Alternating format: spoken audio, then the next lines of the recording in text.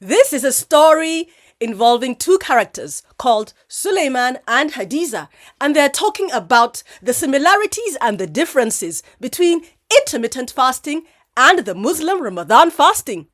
And so, at the coffee shop, somewhere in Kano, Nigeria, Suleiman and Hadiza, both in their mid-20s, are sitting at a table across from each other, sipping on their coffees. Suleiman said, "Hadiza, have you heard about intermittent fasting?" Hadiza said, "Yes, I have. It's been quite a trend lately. My mom was just telling me a few weeks ago that her friend Samira just started intermittent fasting. Intermittent fasting has been gaining popularity as a means of losing weight and maintaining a healthy body mass index. That's what I've heard. In fact, my mom's best friend, Samira, just started intermittent fasting. And do you know something? Samira is always on her phone, and social media trends have been boosting its popularity." Suleiman, exactly. But did you know that intermittent fasting has some similarities to the Muslim Ramadan fasting? Hadiza said, "No, I didn't." What are the similarities to the Muslim Ramadan fasting? Suleiman, well, for starters, both practices involve restricting food intake for a certain period of time. In intermittent fasting, you typically fast for 16 hours and then eat within an 8-hour window. So, both methods involve abstaining from food and drink for a certain amount of time. In fact, intermittent fasting usually involves a shorter period, like 16 hours, whereas the Ramadan fasting involves abstaining from food and water, among other things, from sunrise to sunset for about 29 or 30 days. And so, Suleiman said, intermittent fasting typically looks like this. You have a 16-hour window where you're not eating or maybe even not drinking, and then you have an 8-hour window of the opportunity to a feeding. And then you, repeat that process. You could do it every day, you could do it every other day, you could do it twice a week. But the main objective behind intermittent fasting is, caloric deficit, insulin reset. It also helps increase leptin production. Have you heard of leptin? Well, leptin levels increase in your body if your fat mass increases over time. Leptin actually exerts immediate effects by acting on your brain to regulate your appetite. Leptin is a hormone found in your body. So with intermittent fasting, you're still allowed to drink water and, maybe even take some, vitamin supplements and all that.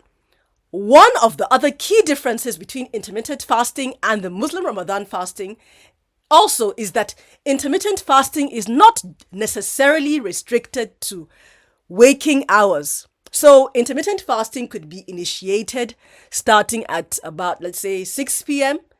into your sleeping hours and waking up, and then maybe around 10 or 11 a.m. in the morning, you now have your breakfast or you're breaking your fast. While in the case of the fasting of Ramadan that Muslims engage and observe, now that fasting is done from during the waking hours, from dawn until sunset. Hadiza, did you know that the Ramadan fasting is a form of intermittent fasting? Hadiza said, "For real?" Suleiman said, "Yeah, for real it is. The Ramadan fast is practiced by millions of adult Muslims globally for a whole lunar month every year. It entails a major shift from normal eating patterns to exclusive nocturnal eating or exclusive night eating. During Ramadan, Muslims fast from dawn until sunset. So Ramadan is the actual act of fasting where you abstain from eating and drinking, amongst other things. And yes, from dawn to sunset for 29 or 30 days. Hadiza said, "So is that why Ramadan fasting is a form of intermittent fasting, or it's referred to as a form of intermittent fasting?" Suleiman said, "Yes." Hadiza said, "That's interesting. But what actually is the main difference between intermittent fasting and the Muslim Ramadan fasting? Suleiman? Suleiman said, according to medical research and scientific research papers, the main difference between Ramadan fasting and intermittent fasting is a choice. Because while Ramadan fasting is a religious obligation, a Muslim is fasting for the purposes of attaining better God consciousness, more mindfulness, more greater sense of sincerity and focus in everything that they do. Hadiza said, I get it. I get the main difference. So what I think is that, Ramadan has a spiritual aspect. The Ramadan fasting is not just about abstaining from food and drink, but it's also about focusing on prayer, on charity, and self-reflection. It's also a way to strengthen our connection with Allah and to practice self-discipline. Suleiman is nodding. Exactly. A consequence of our fasting in Ramadan may be caloric reduction, it may be insulin reset, it may even be hormonal optimization.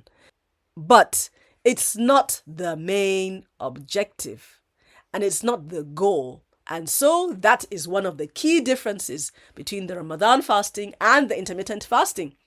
Hadiza said, but what about the health benefits? I've heard that both practices have some health benefits. Suleiman said, yes, that's correct. Both intermittent fasting and Ramadan fasting have been linked to weight loss, improving blood sugar levels, and also lowering the risk of chronic diseases, as well as improving insulin sensitivity and reducing inflammation. Hadiza, that's amazing. I had no idea. Suleiman, and yeah, there's more. Fasting has also been shown to increase your lifespan and to improve your brain function. Did you know that the New England Journal of Medicine, which is a prestigious journal of medicine, published a review of research carried out on fasting? Now, this research was titled The Effects of Intermittent Fasting on Health, Aging and Disease, and you can never guess what their conclusions were.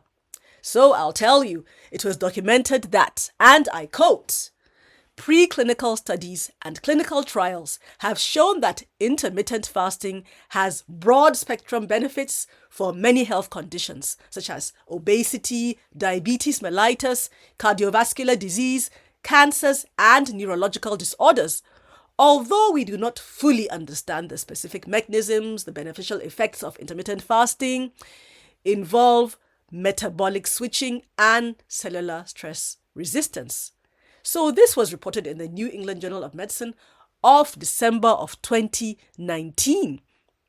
Hadiza said, wow, it's no wonder that intermittent fasting has become so popular.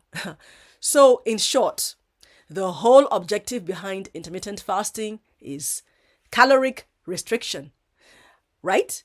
And I've also read that weight changes in the context of Ramadan fast are variable, and they are typically modest with wide inter-individual variation.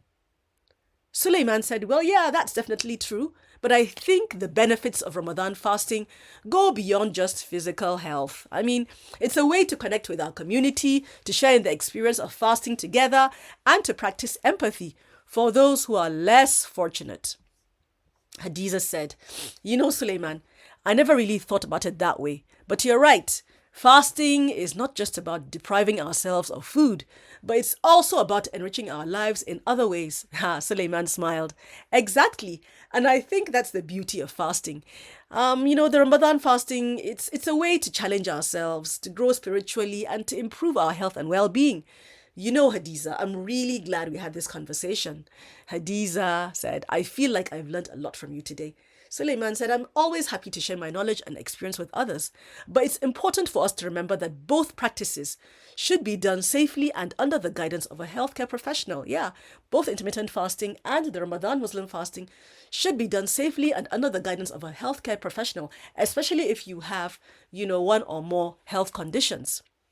Hadiza agrees. Absolutely. It is always important to prioritize our health. I couldn't agree more. This Ramadan, Why not download my free Plastic Surgeon's Ramadan diet plan for your deliciously healthy iftar and suhoor meal ideas this Ramadan by clicking the link in my pinned comment below. I'm Dr. Hadiza, your favorite holistic reconstructive surgeon.